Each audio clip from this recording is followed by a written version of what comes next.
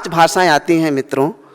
मुझे राजभाषा आती है, मुझे राष्ट्रभाषा आती है, मुझे मातृभाषा आती है, मुझे संपर्क भाषा आती है और 5वीं मुझे हिंदी भाषा आती है।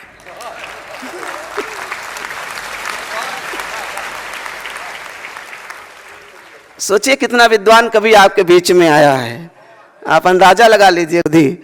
और मेरा तो मानना है कि कभी हमारी पत्नी के बीच में झगड़ा होता है तो वो कहती है अब हिंदी में समझाऊं क्या, तो मैं समझ जाता हूं हिंदी से सशक्त दुनिया में कोई दूसरी भाषा नहीं की। मैं भी पूछ रहा था दीक्षित जनकौरी जी से कि सर ये बताइए कि बहुत भाषा के बड़े विद्वान हैं, मैंने पूछा सर ये बताइए कि संस्कृत में पत्नी को क्या कहते हैं, तो इन्होंने कहा संस्कृत तो क्या, दुनिया की किसी भी भाषा में पत्नी को कुछ नहीं कह सकते हैं। आइए, चूंकि मैंने बताया मैं उच्च कोटि का कवि हूं, आप उच्च कोटि के श्रोता हैं, तो मैं वैसे ही कविता सुनाता हूं। कविता का स्तर बहुत गिर रहा है, उदय प्रताप जी भी चिंता करते हैं, मैं स्तर को बढ़ाने का काम करता हूं। 4 पंक्तियां सुनाता हूं कि सुकूने नक्श के दौरे जुनू मजमू सजा दीजिए। स्तर देखिए, आपको हल्की कविता थोड़े सुनाऊंगा कि सुकूने नक्श के दौरे जुनू मजमू सजा दीजिए, हसीने ताख के मौजू अजी अलवर रजा दीजिए। पीछे 2-4 लोगों ने तालियां बजाई हैं, मैं आपको प्रणाम करता हूं, आपकी IQ आइंस्टाइन के बराबर है। कि सुकूने नक्श के दौरे जुनू मजमू सजा दीजिए, हसीने ताक के मौजू अजी अलवर रजा दीजिए। मैं लिखकर अब तलक इसको समझ पाया नहीं साहिब, अगर समझे नहीं हो आप भी ताली बजा दीजिए। अब हम कह के नहीं समझ पाए, आप सुन के नहीं समझ पाए, लेकिन ताली आपने बराबर बजाई। आजकल दिल्ली के बिल्कुल यही हालात हैं, वो करके नहीं समझ पा रहे हैं, हम मर के नहीं समझ पा रहे, लेकिन ताली बराबर बजाते जा रहे हैं। मुझे पहले मैंने कभी सुना था कि जो शराब होती है वो पूरे परिवार को बर्बाद कर देती है, लेकिन दिल्ली में आके देख रहा हूं कि शराब परिवार नहीं पूरी पार्टी को भी बर्बाद कर सकती है। जबकि पहले होता था कि शराब पार्टी की शान हुआ करती थी, लेकिन अब बदल गया है दिल्ली के माहौल में, पूरी पार्टी को इसने बर्बाद कर दिया है। आइए मैं कुछ छोटी छोटी व्यंग्यों से आपको जोड़ूंगा, 4 लाइनें सुन लीजिए। कुछ प्रयोग है व्यंग में, मुझे उम्मीद है आपको अच्छा लगेगा। कि प्रेमी प्रेमिका से बोला तुम मेरी हाइड्रोजन हो मैं तुम्हारा ऑक्सीजन। प्रेमी प्रेमिका से बोला तुम मेरी हाइड्रोजन हो मैं तुम्हारा ऑक्सीजन, आओ शादी कर लें तो बेहतर अपनी जिंदगी की रवानी हो जाएगी। वो बोली बिल्कुल नहीं, फिर तो अपनी जिंदगी पानी पानी हो जाएगी। एक और व्यंग सुनाता हूं कि हमारे देश में 2 तरह के गांधीवादी पाए जाते हैं। हमारे देश में 2 तरह के गांधीवादी पाए जाते हैं। पहले वो जो महात्मा गांधी मार्ग पर चलते हैं और दूसरे वो जो महात्मा गांधी मार्ग बनवाते हैं। मैंने मार्ग बनवाने वाले से पूछा ये कैसा गांधी मार्ग है जहां सीवर खुला है, पानी बह रहा है, सड़क खुदी है, उस पर रोड़े ही रोड़े हैं।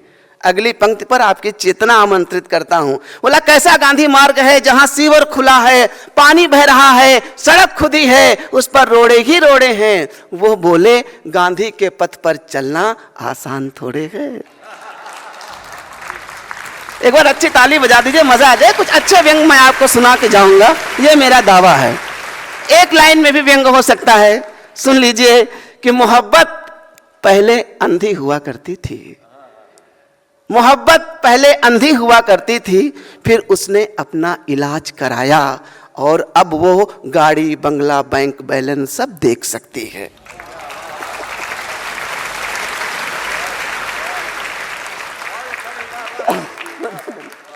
एक और पंक्ति सुनिए कि एक आदमी एक औरत के पीछे हाथ धोके पड़ गया, फिर औरत को मुंह धोकर दिखाना पड़ा, तब जाके मामला शांत हुआ।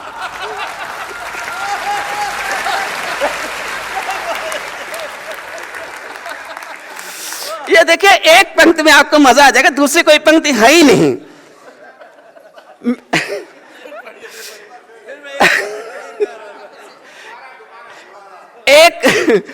एक आदमी एक औरत के पीछे हाथ धोके पड़ गया, फिर उसे मुंह धोकर दिखाना पड़ा, तब जाकर के मामला शांत हुआ।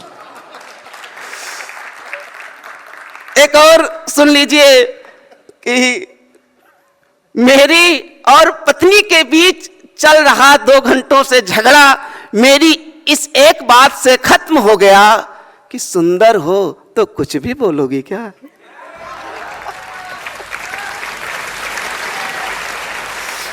इसमें सूत्र छिपा है, सूत्र आप लेके यहां से जाइएगा।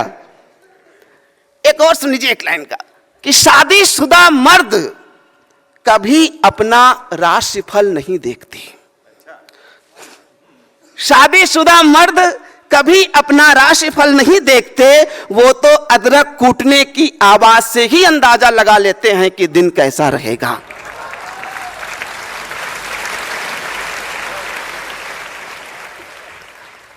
एक और ऐसे ही सुन लीजिए कि कुर्सी का पानी से गहरा नाता है। कुर्सी का पानी से गहरा नाता है, कुर्सी छीनते ही आंखों में पानी भर जाता है। कुर्सी छीनते ही आंखों में पानी भर जाता है और कुर्सी मिलते ही आंखों का पानी मर जाता है। आंखों का पानी मर जाता है। अभी हाल ही में गठबंधन हुआ।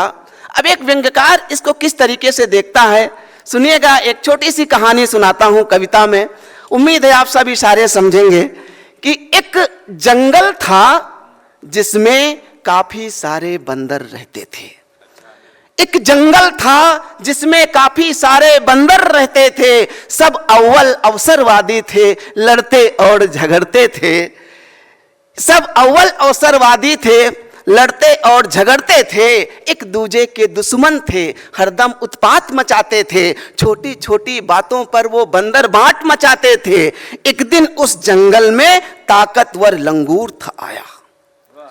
एक दिन उस जंगल में ताकतवर लंगूर आया, सबको उठा उठा कर पटका, हर बंदर थर्राया और जो कुछ भी लूटा था उसकी जमकर की भरपाई उसने हर बंदर के पीछे सीबीआई लगाई। इशारे समझिएगा, उसने हर बंदर के पीछे सीबीआई लगाई कि एक दूजे के कट्टर दुश्मन एकदम से फिर नेक हो गए और लंगूर भगाने खातिर सारे बंदर एक हो गए।